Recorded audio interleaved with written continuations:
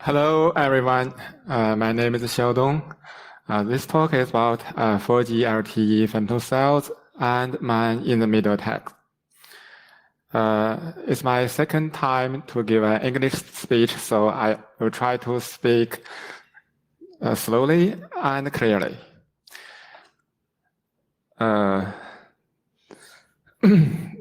Let's see the agenda.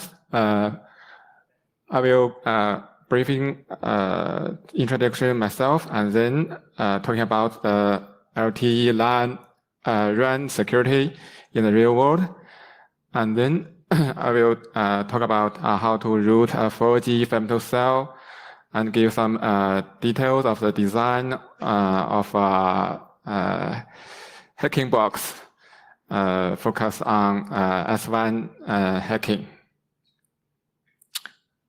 So who am I? I'm a hacker and ham since I am 13. So this is my lifelong hobby to do telecom security research. I'm an entrepreneur and educator in the daily life, and I do the security research at spare time. So when I go home or when I have some free time, I do hacking about telecom. And I founded a very small private college called High Team Institute, mainly focused on IT technologies. So let's go into today's talk. This is my collection of small cells. I have more than 100 of them. In IT industry, we call these femtocells, but in the telecommunication industry, these are called small cells. And some of them are femtocell, which are the little ones, and some are called picocell and nanocell, microcell, etc. And this is my Huawei BTS. This is a commercial BTS. Actually, in this picture, there are two of them. This one, Huawei BBU, and this one, the same.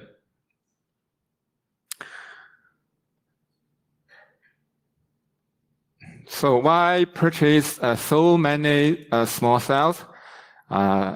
It's mainly because they are very cheap and very easy to get from Taobao.com. And I purchased more than 100 is for statistics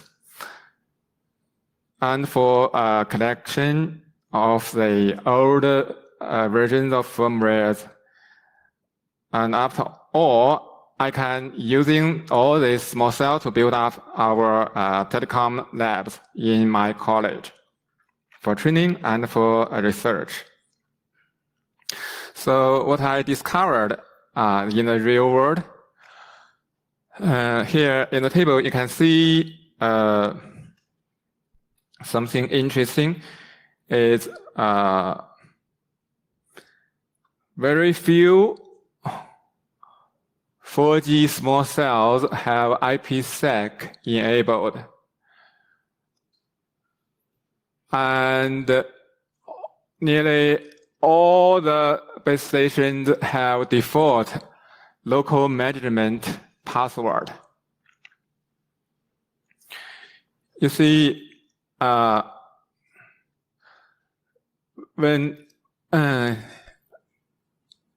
the 2G or 4G femtocells,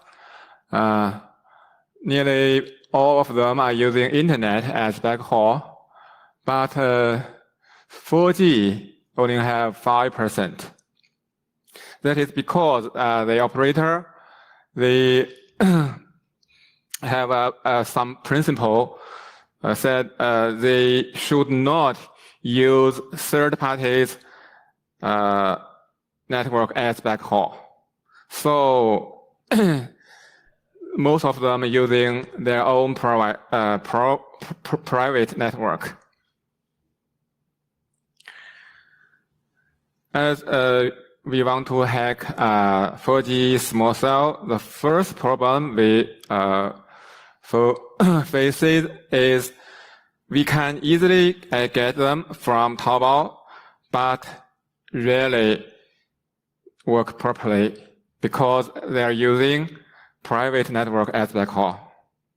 Since 4G internet backhaul is hard to get, that's why I'm trying to build up a proxy server. This is the 4G LTE network logical architecture. And this is the RAN, the radio access network. And this eNode B is the base station. And this is more detailed logical architectures for small cells. We can see there are 3 more devices here, just for small cell access network. The first one is SEGW, which means security gateway. It provide IPsec to authentication and encryption of the communication between home eNode B and MME. These are home eNode Bs, also called femtocells or small cells. And the second one is ACS. It's auto configuration server. Since there are maybe in China, maybe more than 40,000 small cells in a big city, they need to managed by auto config server. They running a TR69. And the last one is HEMB gateway, which provide aggregation of the S1, MME, and all S1U. So there are 2 protocols here. One is S1U, which carries the user plan data. And the other one is S1 MME. It's for control plan. It's for signaling.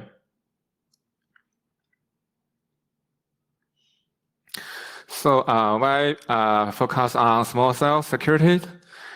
Because more than 50 cellular traffic is consumed indoors, and most data applications are expected to be used indoors. And there will be a huge amount of small cells in 5G era.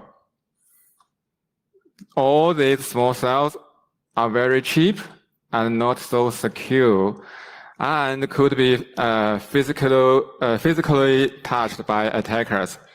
That's why I'm focused on small cell security.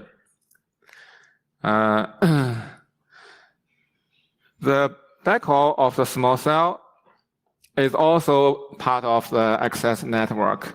So let me give you some briefings.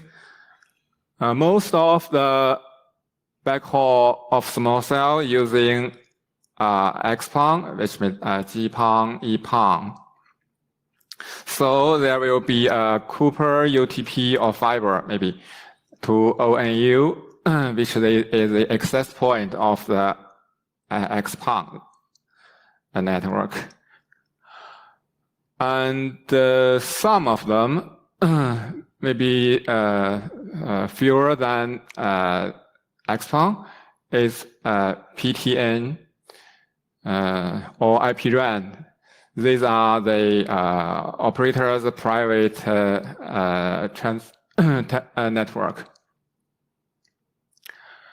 and the very few scenario they are using internet.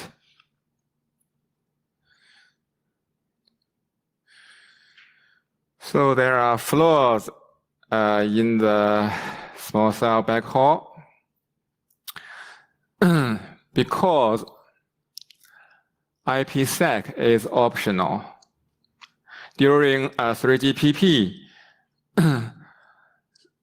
the S1 management plan should be protected by IPsec, but in case the environment is trusted, IPsec is an operator optional. So in the real world, the practical,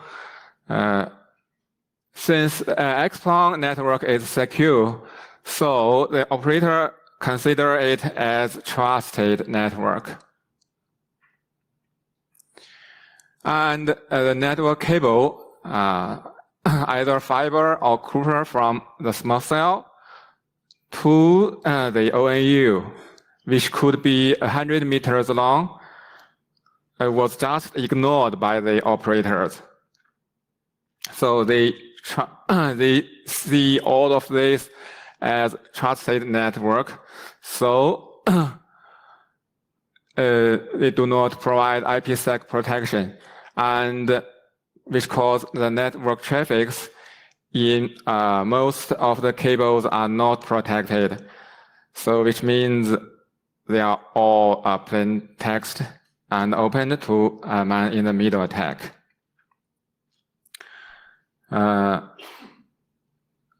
Now let me introduce some of the small cells. This one is from Ericsson, and it's called a picocell because all of the small cell, the femtocell in China, they have to obey the rules of the operators. So the China Mobile defined the standard of picocell, which means it have about 250 MV, the power of the picocell. And this one, you don't need to do any work to route it because it comes with a root shell and SSD is opened.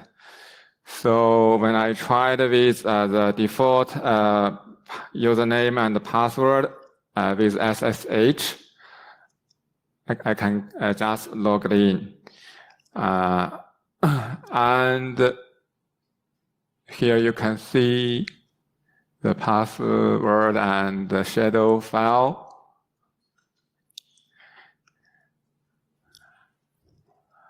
And here, the interesting thing is the port 22 is opened to all the interface.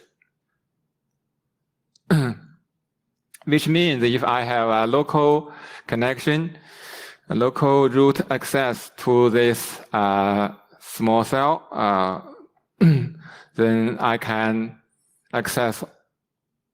gain root access to all the other femtocells in the same network through the one interface. Here, you can see the line interface as a one interface. So I can gain root access from line interface, and through one, I can access all other Ericsson femtocells.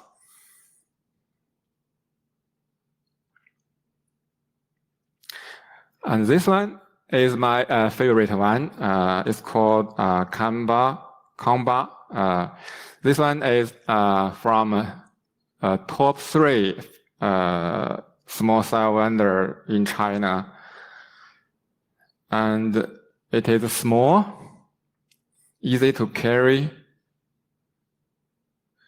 but by default, there is no internet, no network access, either Telnet or SSH. So I have to open it, and from the board I can see UART printed here. So I tried to use this UART to USB, and I can get two UART TTYs from these 6 pins. One of them is from a system running CPU H, and the other one is CPU L. The CPU H is well protected. I don't have the username and password, but the CPU L,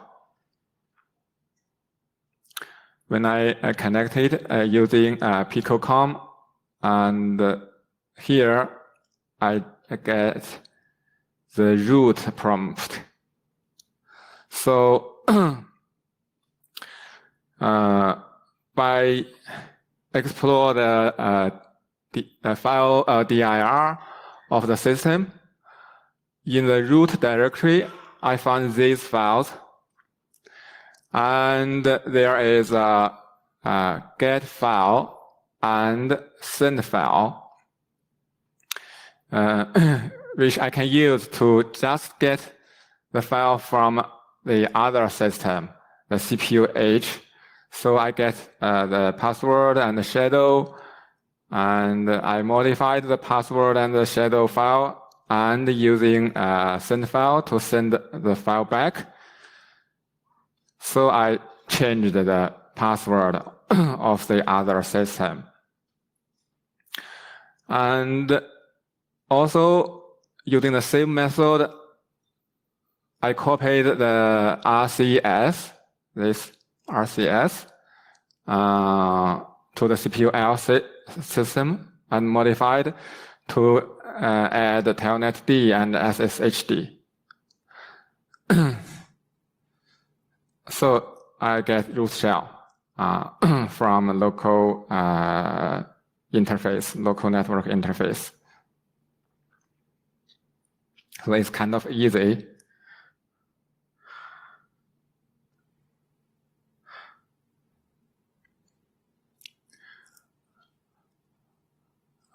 And if there is a question about how do I know the directory structures, well, there is another flaw of the local management system. It's using a web interface. There is a flaw, so I can download every directory in the file system just by insert a command to the local management interface. So they will compress the directory and copy it to the web directory, and then I can download it from the web interface. And this one is from ZTE. Maybe this is the most largest small cell vendors in China. So it's also rooted. And this one is from Huawei. Since it's very sensitive to talk about Huawei, so I'm not going to the details of this one. And this one is from Datang. Also my favorite one because this is very small devices. I can carry it everywhere in my backpack. But the code, since I have disassembled all the firmware, the code of this one is awful.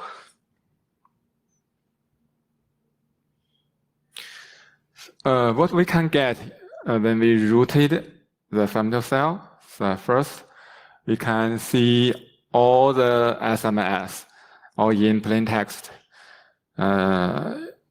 In 4G networks, SMS delivered two ways. One is over NAS, which is using the signaling channel.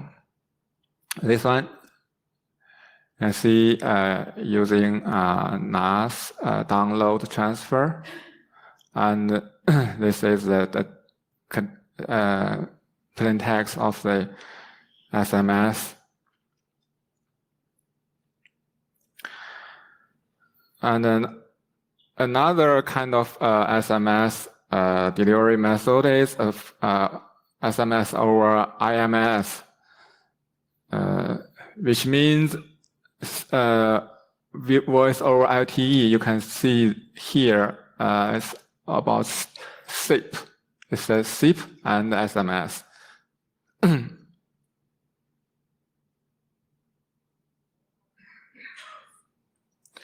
Actually, the same thing. We can see the plain text of SMS. This is SMS from bank.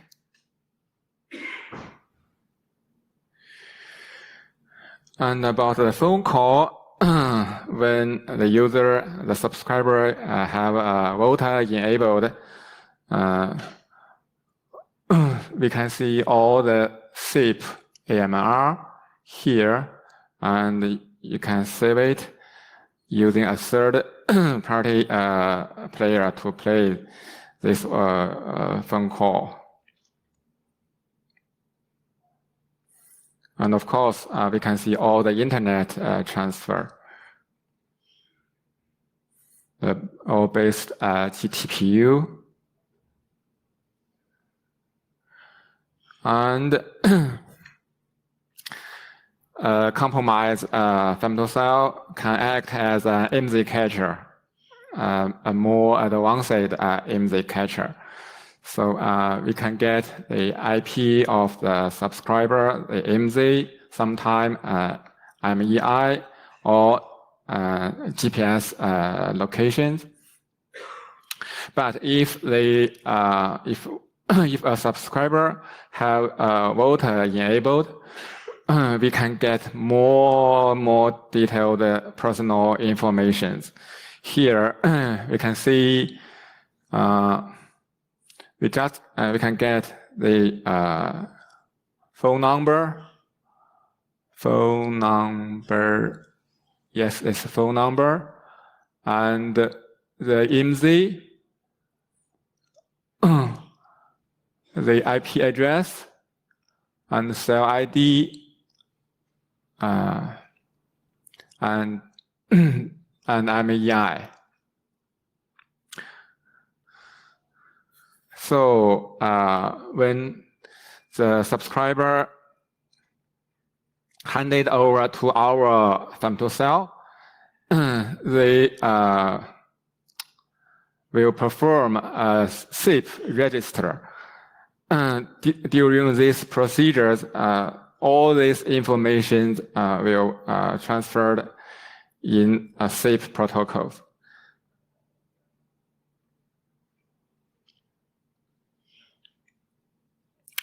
Well, how to route a femtocell? First, we should purchase a working femtocell, and then we try to get a root shell. And after we get the root shell, we should try to get the IPsec keys if the IPsec is enabled. After that, we could eavesdropping all the network traffics. And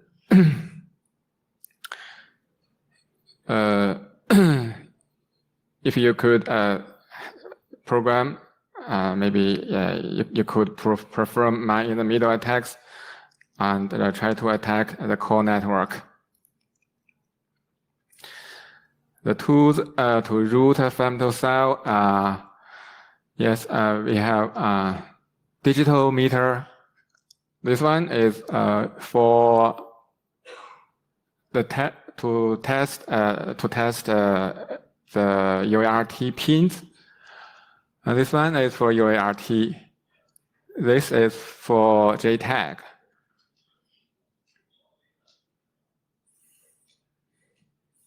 And the bus pirate is for enumerate the pins of the UART, and the JTAGulator enumerate JTAG and UART pins. If all the above are not working, the last thing we can do is solder the flash chip off, and using this flash programmer, just read out the firmware and try to decryption and disassemble it, and modify the firmware and flash it back, and solder the IC, the flash back to the board. Most of the Femtocells are using TSOP 48, and Huawei and ZTE using TSOP 56. The software to root Femtocells about include TR 069 ACS server. I'm using Genie ACS is to update firmware and upload modified the configuration. And IDA and the QEMU, OpenOCD is for JTAG debugging. And so that's all. Now we have a compromised femtocell, which is not very big. For example, this one, a combo with a battery pack and 4G internet router, which can provide internet access to the backhaul. You can pack all this in your backpack. We go to somewhere, for example, Starbucks, and turn on the femtocell and to see the phone nearby to register it in.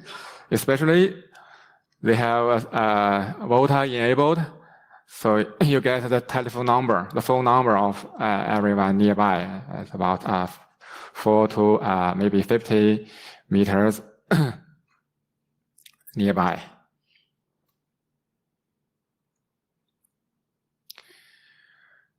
Well, how to make a rooted femtocell portable? If the femtocell comes with internet backhaul, then you are lucky. You just need a battery pack and a portable 4G router.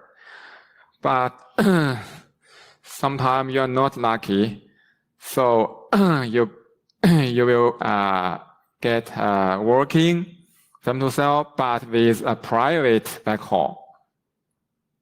What you can do is just add an internet access point to this private backhaul. After this, you can carry the femtocell everywhere you want. After this, you should say, maybe I could connect more, not just this one, and I need more femtocells. So how can you connect more femtocell?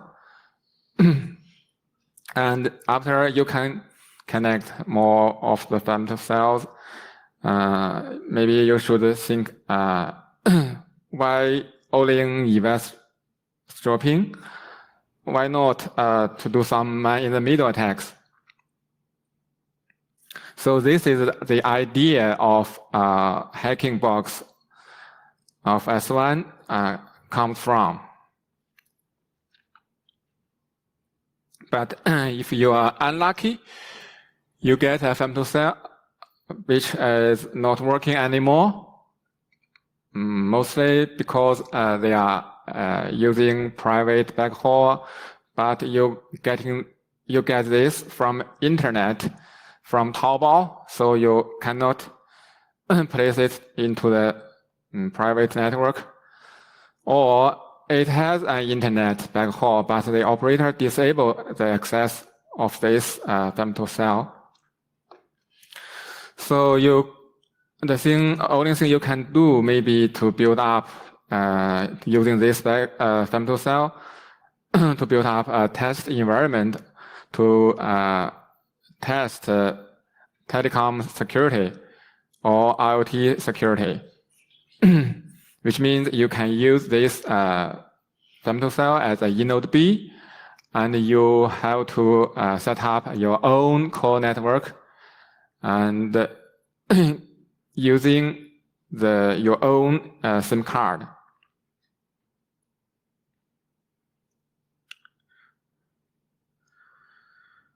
And so after we figure out we need an internet access point,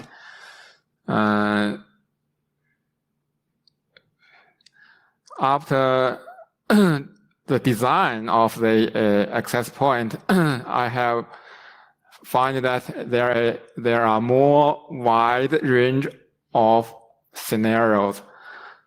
Most of them are attacking scenarios. So it's not only the femtocell with a private backhaul, not only this, but you can using it at any backhaul without IPsec protection, which means you may not get the eNode B, you may get the access to the eNode B, but you can physically touch the backhaul, the cable of the backhaul. Then you can perform this attack. For example, micro base station, micro stations in a tower, the top of a tower. And they have fiber connections, fiber cables, maybe in your buildings, or you can touch it, so you can perform this. And if there are IPsec protection, but you can root the femtocell or the base station, you can also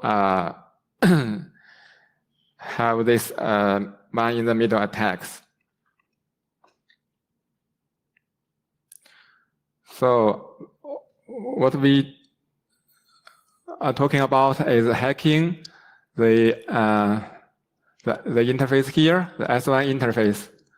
So this is a signaling, this is the data, but it's only in one line, one cable.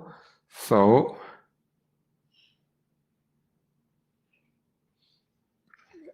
we could attack it. The protocol in the backhaul is not only in the user plan and the control plan, but also network management based HTTP and HTTPS and IPsec sometimes. So this one is the backhaul. The implant at the backhaul and the hacking box of S1, I named it. So it has two RJ45 ports.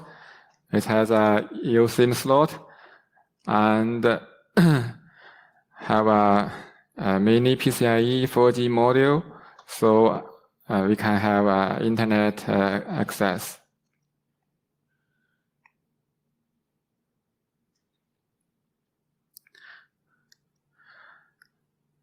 And there are two modes of the hacking box. One is gateway mode, and the other is transparent mode. The gateway mode, you need to modify. You need to be able to modify the configuration of the eNode B to change the IP address of the MME to the IP address of the hacking box. And I modified the source code from SRS LTE to build up this gateway. This gateway is just working like a home eNode B gateway, which offers a control plane aggregation and user plane aggregation sometime. After the aggregation, it will enable the MME, enable the core network to see a cluster of femtocell, many femtocells as only one femtocell. Therefore, you can add as many as you want, but the core network cannot discover it. And by using gateway mode, we can perform man-in-the-middle attacks on S1 AP and GPU. Here is some details about the home eNode B gateway aggregation. Most of the femtocells or small cells networks in the real world, they have this device.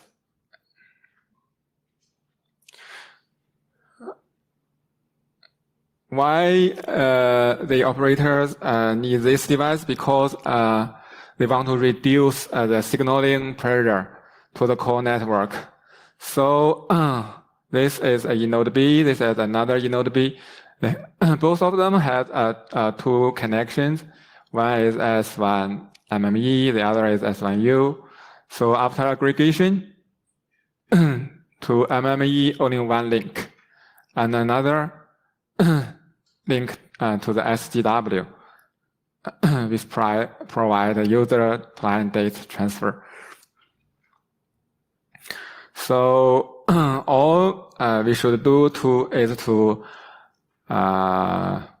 build up a very simple HEMB gateway for the aggregation.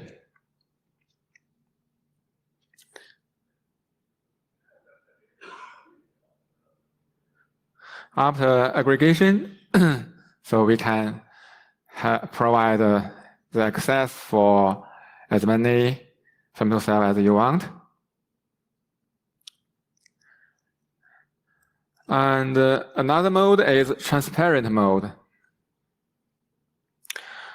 So in some scenario, you do not have the ability to modify the configuration of the eNode B, so you cannot change the IP address of the MME. Maybe you need the transparent mode. In this mode, we can only perform man-in-the-middle attack on user plane. So let me explain this.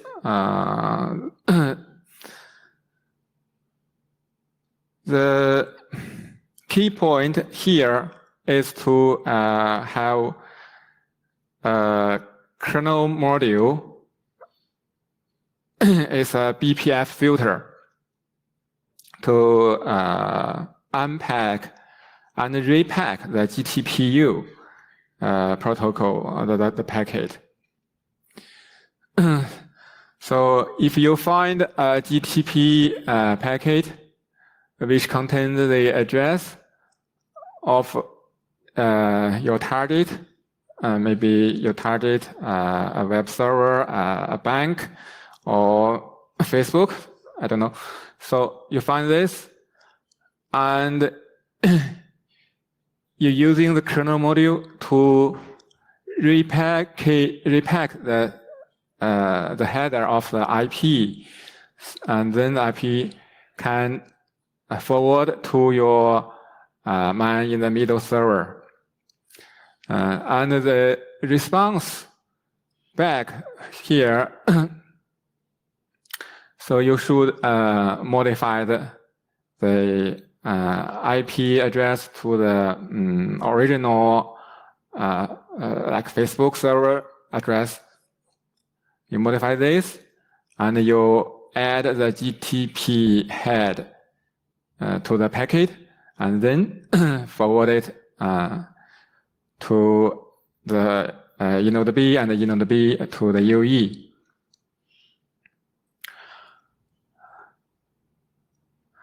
And maybe you can perform the man-in-the-middle attack using DNS. So when you find there is a DNS lookup, and you can change the DNS server, the IP address of the DNS server, to your own DNS server.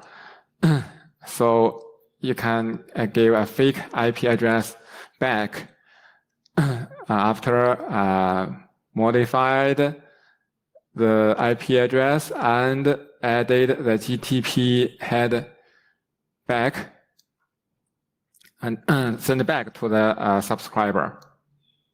Thus, you can perform a DNS-based man-in-the-middle attack. Or we should maintain a map in the memory about the IP address and the TEID of the GTP packet.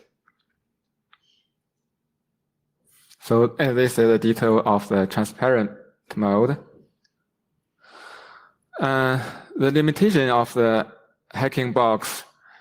If you are working in a transparent mode, only user plan data attacks you can perform.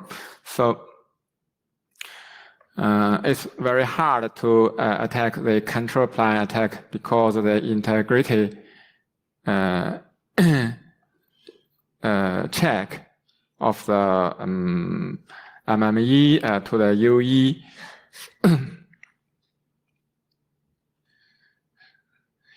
So you cannot break the integrity check. You cannot perform the man-in-the-middle attack to the control plane. And you cannot access, provide more node B access in this mode, in the transparent mode, because you cannot perform the aggregation of the S1 MME protocol. But in the gateway mode, not only you can perform user plan attacks, but you can also perform limited of a control plan attack. In the user plan attacks, if the user have the voter enabled, sometimes you can also modify or manipulate the SIP packet, which contains the SMS or phone calls.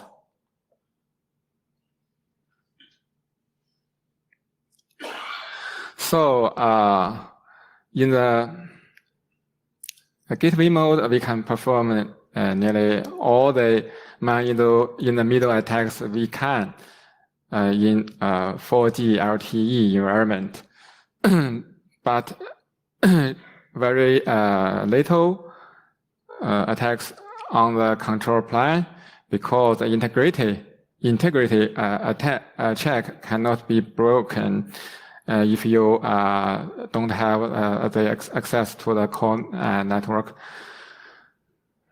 But if you, with the help of maybe diameter, an access point to the HSS, you can act as a MME, and you can get all the keys from HSS. Then you can perform the full control plane attacks. Okay, that's all about the hacking box of S1. So that's all about today's talk. Any questions?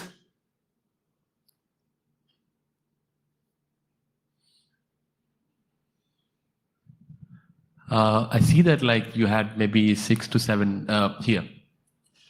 I see that you had like 6 to 7 different femtocells. I think you played with them. So how many of them had the backhaul access, or did it happen that in the beginning when you tried to plug it to the network, maybe you had backhaul access, but after some days or some time, operator recognized that, okay, maybe this is a stupid device, and then he removed you from the access. So did it happen something like this, or could you comment on all this? Yes, it happens. I have, maybe in the picture, I have more than, I think, 70 femtocells. But among all of these, they have maybe 3 or 4 of them have backhaul access from internet. And but you can see the 2G or 3G femtocell, they are very small.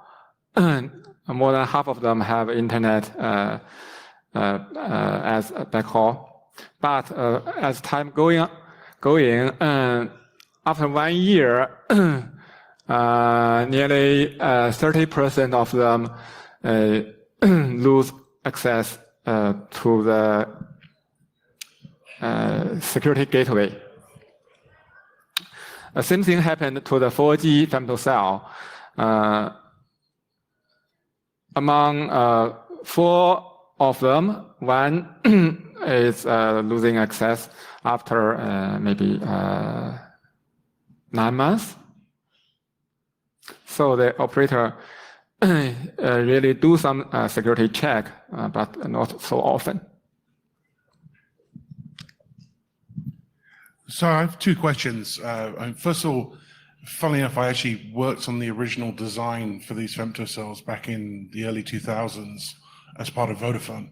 I worked with Huawei and Alcatel-Lucent to design some of the security for them. And it's interesting to see how it's not evolved. One of the requirements that was put in was that there was going to be a location lock in these devices, so GPS, etc., to make sure that you couldn't put it in a backpack and walk around with it or take it to other countries. It doesn't seem to me like you're finding anything like that now. Are you finding GPS locks inside the femtocells? No, none of them in China, but I know some of, or maybe nearly all of them, all the femtocells are sold in US. They have location locked. Some of them based on GPS, some of them based on IP or neighbor cell. Yeah, and radio fingerprint was the other thing they're supposed to be using. Yeah. That's interesting. So, and the other one, which is potentially a controversial question, is in all your analysis, have you found anything that looks like backdoors inside any of the femtocells?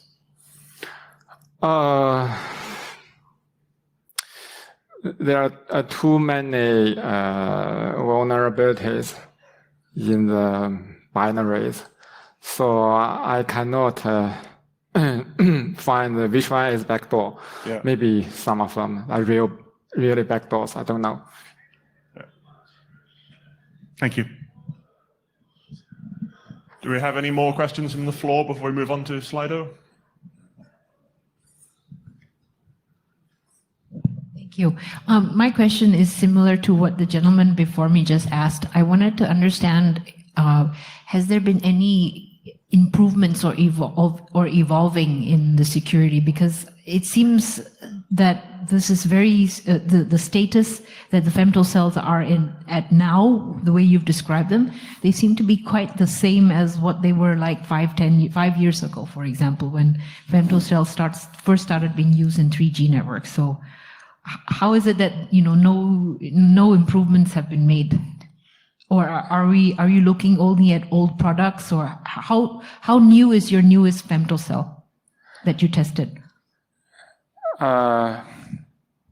I think some of them are very new. So I bought this femtocell maybe every week from Taobao or from the outsourced company of the operators.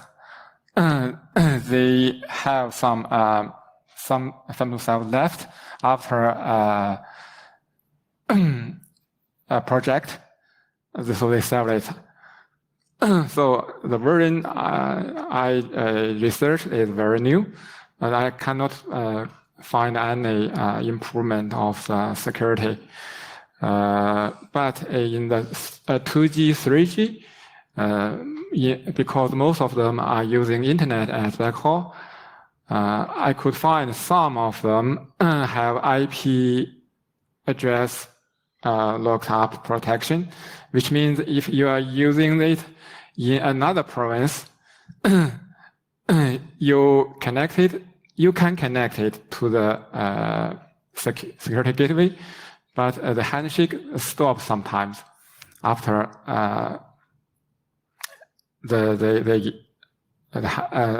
stops after some time, so it cannot perform the real connection to the core network. Yes. So the main point about the HBOS, the hacking box, I think they're working with the femtocell mounted in maybe a business area, maybe in your company. So it's in the wall, in the roof or on the wall, and the cable maybe in the corner and downstairs to maybe to the some ONU where that's located, maybe in the basement, I don't know. So so you can change the cable, modify the cable since it's in your company or the environment you can full control.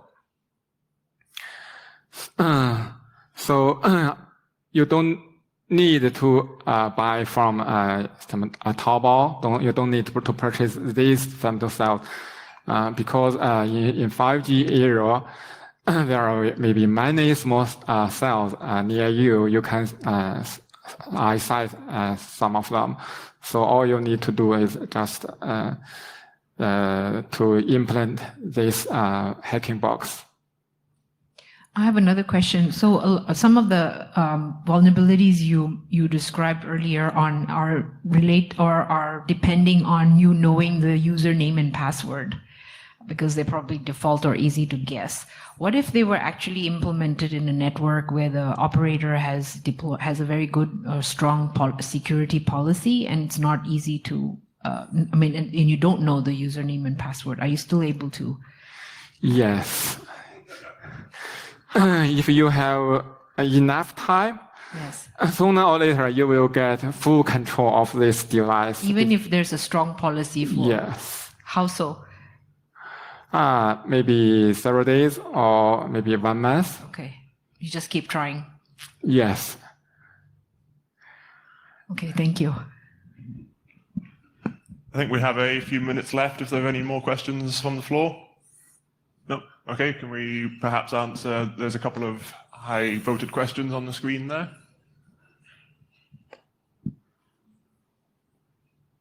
Okay, the first one, how much will it cost? Well, it's just the cost of the small cell. in China, I can buy one of them, maybe nearly 200 yuan. It's about $30 in Taobao.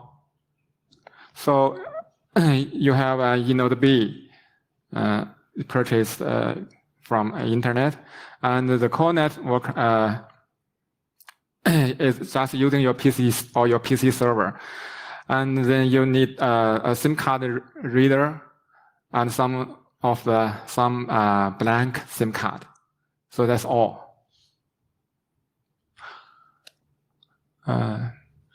Second one, how can I fit it?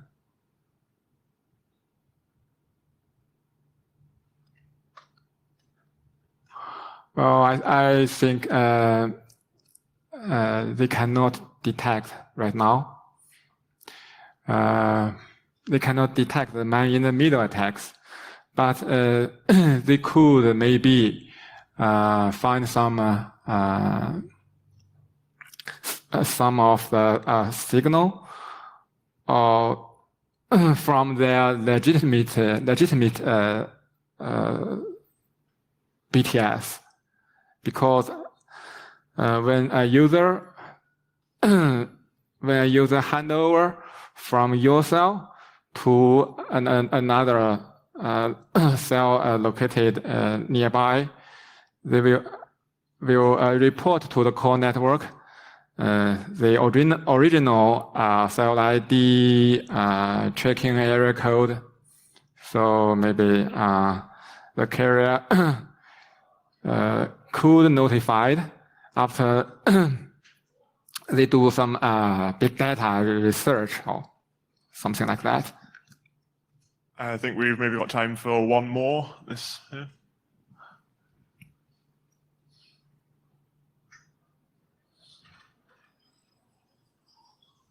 Yes.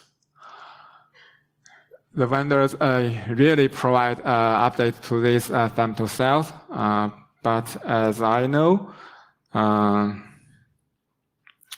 some of them are outsourced.